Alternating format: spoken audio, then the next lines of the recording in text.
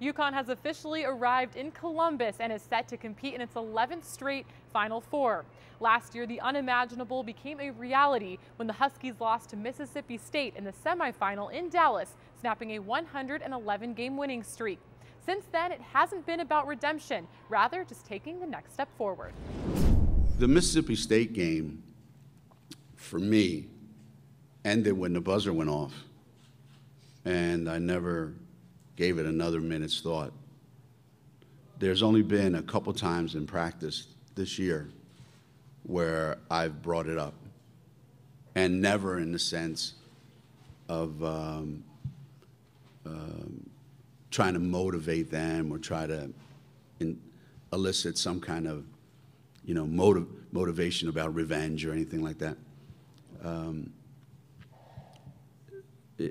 If we had lost 3 straight times in the semifinals, in the Final Four, and those kids had never won a national championship that played in that game, maybe my response would have been way different. So for me, it ended the minute the buzzer went off. For our players, God bless them. I love every one of my players. They're like the nicest kids on the planet. And when they tell you, yeah, we'll never forget how we felt, seriously. They couldn't remember what time we said practice is this afternoon. So when we play the game tomorrow, it will be something that they will remember. But all the way up until now, I haven't seen one shred of evidence that says, wow, they're carrying this around with them. Among the once-in-a-lifetime moments and achievements these UConn players experience, the Final Four is the pinnacle that doesn't come close to the rest.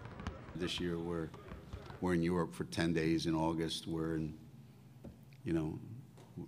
at UCLA, and then we fly up to Oregon, then we go to Nevada, and then we're in Florida a couple times. We're in Texas a couple times, and we go to Chicago. I mean, it's ridiculous. And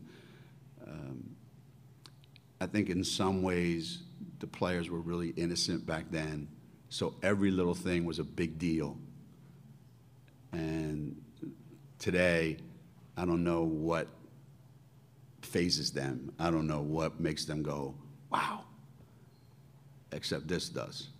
So all that stuff that we do, I think our kids appreciate it, but they've come to kind of expect that.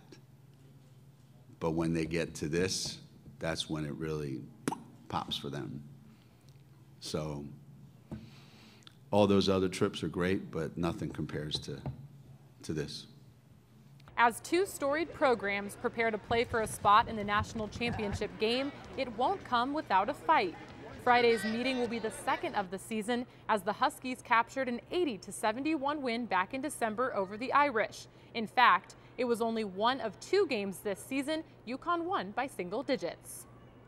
I think there's a number of things. Obviously, every time that we play Notre Dame, they come out and they give a good fight and they compete, and it's a competitive game for a full 40 minutes.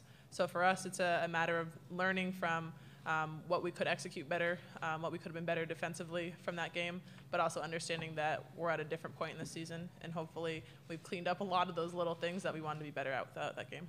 You know, we're very familiar with each other. We've played each other a lot throughout these years, and there's nothing that we can do that's going to surprise them. There's nothing that they're going to do that's going to surprise us, because we've just played them so many times.